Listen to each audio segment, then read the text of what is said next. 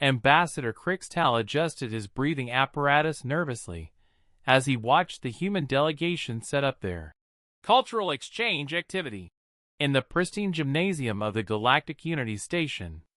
The Zephyrian diplomat had overseen countless interspecies diplomatic events, but something about the humans' enthusiasm made his secondary stomachs churn with unease. "It's just a simple game," Lieutenant Sarah Martinez explained cheerfully to the assembled alien delegates.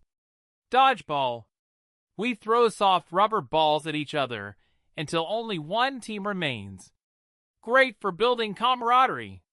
The crystalline hegemony's representative, Shard Singer Quinn, vibrated at a frequency indicating profound confusion.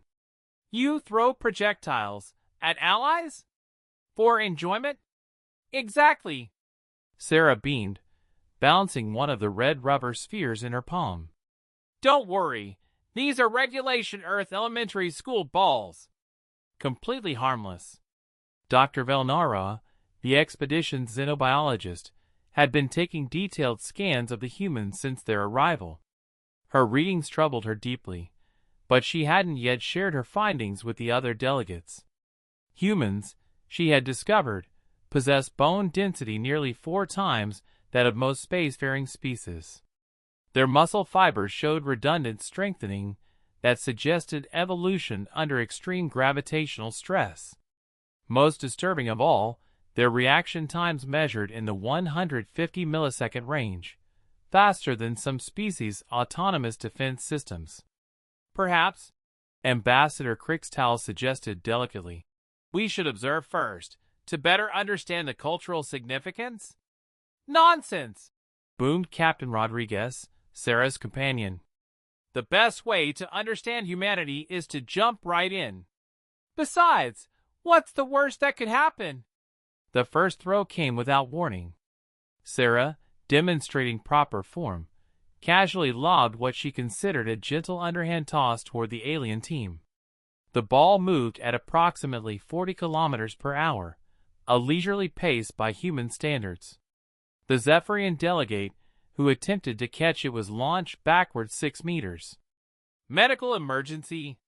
Dr. Velnara shrieked, rushing toward Ambassador Crixtal, who lay stunned against the gymnasium wall. His breathing apparatus had cracked, and 3 of his manipulator appendages hung at unnatural angles. "Oh no!" Sarah dropped her remaining balls and sprinted toward the injured ambassador. Her movement, covering 20 meters in under 3 seconds, caused several other aliens to trigger their personal defense shields in panic. Captain Rodriguez tried to maintain diplomacy. "I'm sure it's just a minor." His words were cut off as Shard Singer Quinn attempted to retaliate. The crystalline being's throw, while technically accurate, moved at roughly 8 kilometers per hour. Sarah caught it one-handed without even shifting her stance. "Your turn," she said brightly, then froze as she noticed the absolute terror in every alien eye. Dr. Velnara's scanner was beeping frantically. "By the void," she whispered, staring at her readings. "The human barely registered the impact. Her muscle density, it's like she's armored. And that throw." She looked up at Sarah with something approaching scientific horror. "You just delivered a kinetic impact equivalent to a small vehicle collision." "But it was just a gentle toss," Sarah protested weakly. "Gentle?" Ambassador Crixtal wheezed through his backup breathing apparatus. You launched a projectile with enough force to crack our hull plating. Our defensive calculations indicate you could throw one of those spheres through a bulkhead." Captain Rodriguez was beginning to understand. "You mean all those times we played dodgeball in school? You were training children in projectile warfare," Shard Singer Quinn stated flatly. "Your elementary students routinely survive impacts that would hospitalize our military personnel." The gymnasium fell silent, except for the medical equipment working on Ambassador Crixtal. Dr. Velnara finally spoke what everyone was thinking.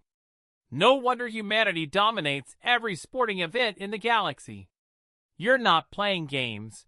You're demonstrating barely restrained violence and calling it recreation." Sarah looked down at the innocent red rubber ball in her hands. For the first time in her life, she truly comprehended what growing up on a death world had done to her species. Every playground game, every casual sport, every harmless childhood activity had been combat training by galactic standards. "So," she said carefully, "should we try checkers instead?" The collective shudder from the alien delegates was answer enough.